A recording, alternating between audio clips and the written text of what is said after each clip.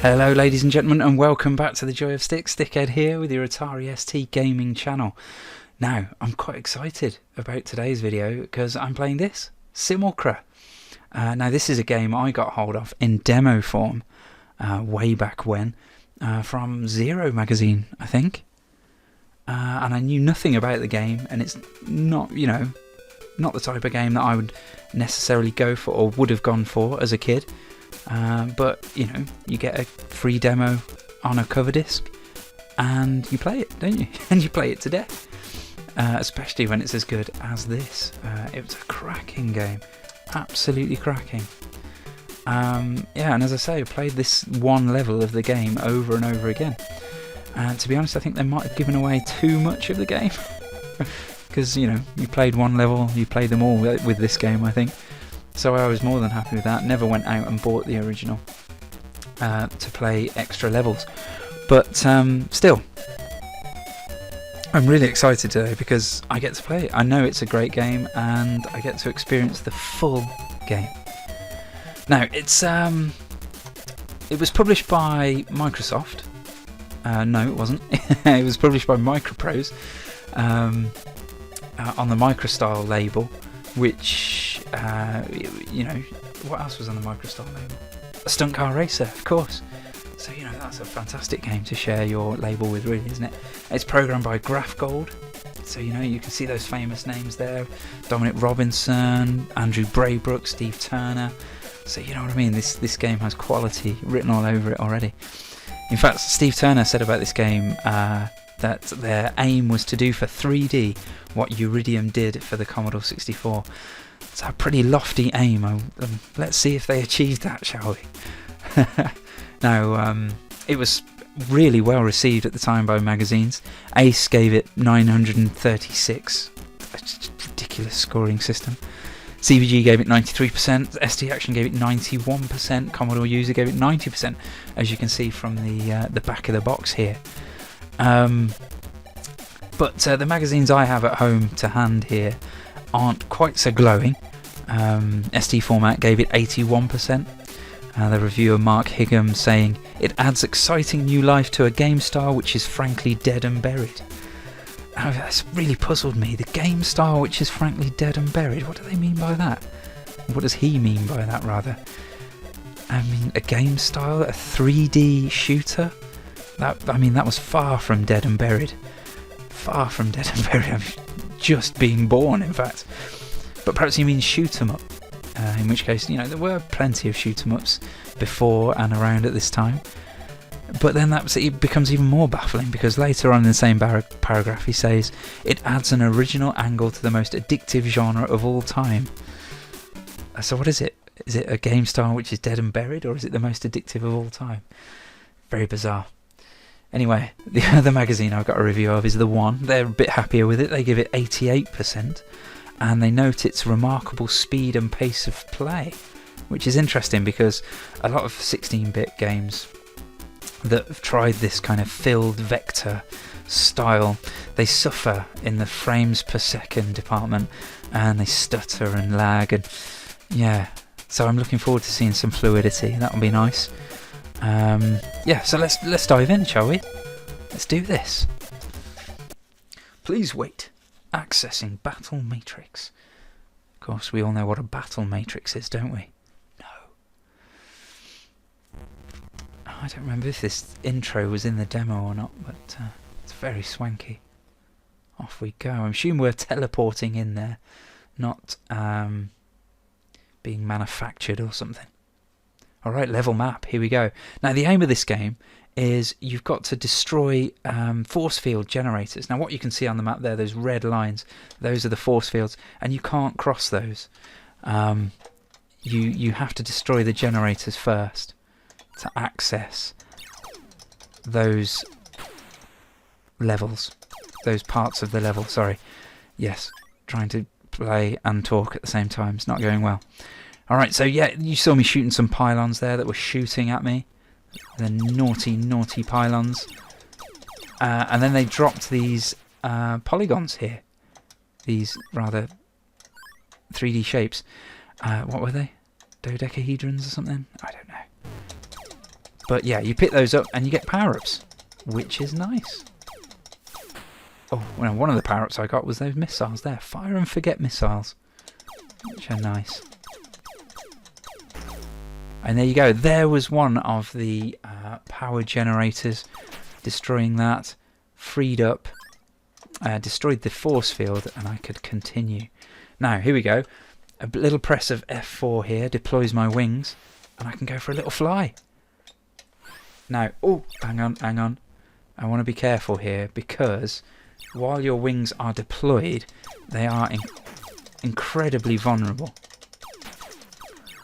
And a couple of hits will see them destroyed and stranding you on land, and you won't be able to fly anymore. So you have to look after those and make sure you put them back in. Now, I have picked up a power-up that gave me solid fuel booster, which is a handy power-up because it gives you a little booster from behind, which gives you continuous flight. And without that, oh, I want that. Without those, oh, it's disappearing. Quick. No, not fast enough. Without that, you can only glide. You can only float around and life, it says. Thank you very much. Boom. Eat missile. I want a life. Thank you very much. Now, let's have a look at the display. You can see at the bottom left there, FFG, that's fire and forget missiles. I've only got a few of those left by the look of the bar. Hopefully can pick up some more soon. Oh, SFB. No, I'm full of that. I don't need any more fuel. I'm not going to risk myself to get that. Did I get him with the missile? No, I didn't. There we go. Have that. Yeah, just below FFG on the bottom left, we've got TAD. Now, what's TAD? Hang on. I've got the manual open on the right here. Let's have a little look. TAD, target and display, which will show a red sight, which my missiles can lock onto to destroy the enemy, which is fantastic. Oh, I need some more missiles. Let's go and get those. Ow! Oh, that wasn't good. Right. Yeah, don't hit the force fields. There's a little tip for you. Because it decimates your shields, which you can see on the right of the radar there. I have no front shields currently, which is a bit of a worry. Oh, I have that. Look at that, incredible accuracy. Oh, here we go.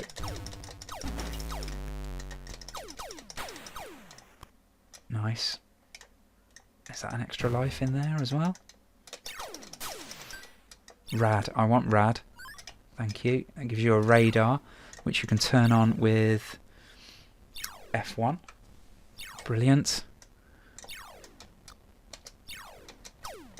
Hello. Let's collect that. Oh, that gave me full shield. Nice. That's what I needed.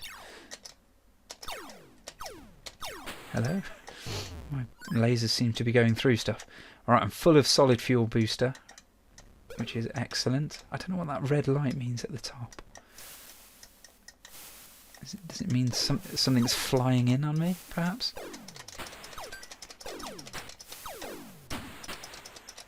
Oh, look at this. I am a dealer of death.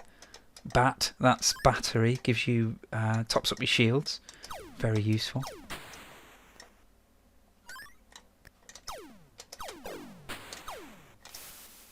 So I don't know whether those ships are... I don't know. Do they give you an extra life or just top up your shields? Who knows? Let's put the wings away before we have them destroyed. ECM, electronic countermeasures. Now I've already got that, so I'm not so fussed about that. But those, yeah, obviously mess with your opponent's missiles. I have to activate that. So I have to be pretty handy on the keyboard to reach over. Don't hit the... Oh! Yeah, my flying skills leave a lot to be desired. Don't leave the wings out when you're fighting. More missiles, very useful. TAD, what was that again? Target and display. Gives you the nice crosshair for your missiles. Already got radar. Whoa! There we go. And that's the end of the level. Get in. So I didn't even get through explaining the whole of the heads-up display, did I? But yeah, obviously you can see the radar in the middle there, which is nice to have. Shows you where you are, where you need to go. Any enemies in the vicinity. What else was on there? Let's have a look, shall we?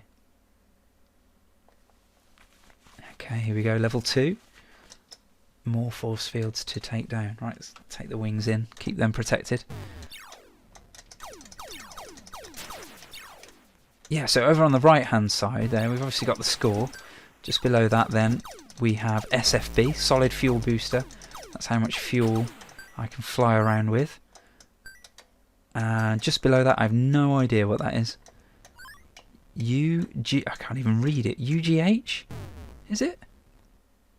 I don't know. No idea what that is. But rad is obviously radar. Nice.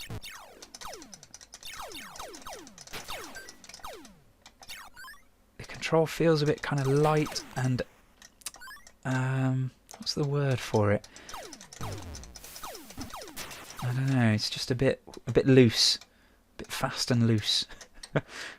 Which is nice in a way that it is fast because, you know, like I said before, you normally expect a whole heap of slowdown from this kind of game on the ST, but not this time. Alright, I destroyed that, didn't I? Onward. No idea where I'm going.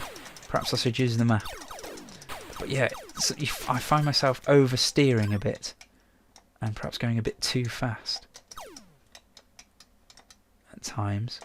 And though I said left and right rotates your craft, when you're reversing, you're going backwards. That isn't the case anymore. It does the opposite. Is that right? Yeah, it does. It didn't then, but then it did. So yeah, that's kind of weird.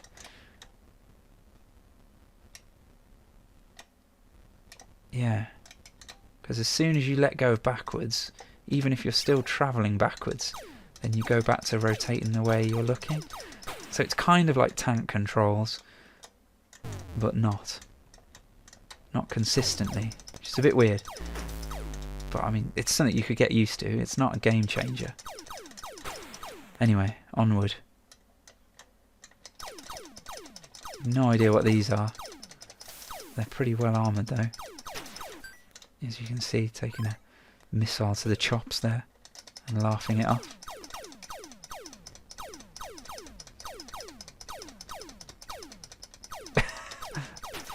Oh my word, that was an absolute bullet sponge. Right, I don't really know where I'm going though, so I'm going to use the map after I pick that up. That's not going to shoot me, is it? Right, okay. F2, I think. Here we go. Right. Oh, so I need to go to the left. Let's do that to the left. After I've shot this thing. This crazy flower thing. Electronic countermeasures. Oh. Is that making any difference to the tank at all? Is he even using missiles? Guided missiles at all? I'll stop targeting that one. Have I run out of missiles? There we go. Do you know, I don't want another speed up. I'm finding it very difficult. That's what SU is, by the way, speed up. I'm finding it quite difficult to control as it is. Now, when there was quite a lot of things on the screen there, we did get some slowdown. Oh, eat that.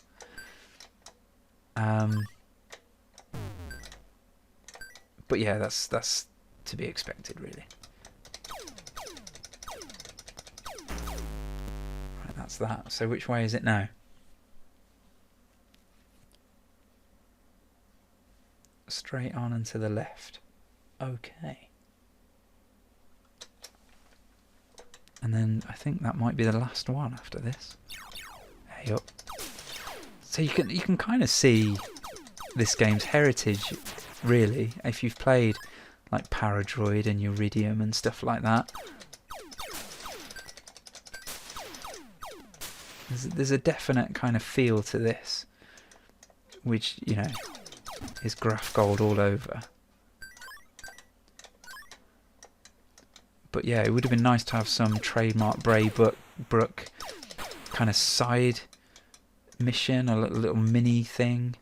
Like, you know, like when you try and take over another droid in Paradroid, you have to do that little mini game. It would have been cool if there was something like that, like you could hack into those revolving generators and do a little mini game. It would have just changed the pace a little bit. Oh my word, it's hotting up a bit over here.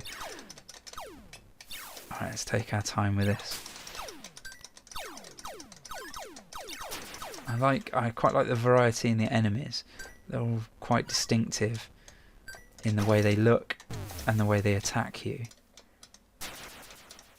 And the way you approach them. Oh, there we go. Level 2 done.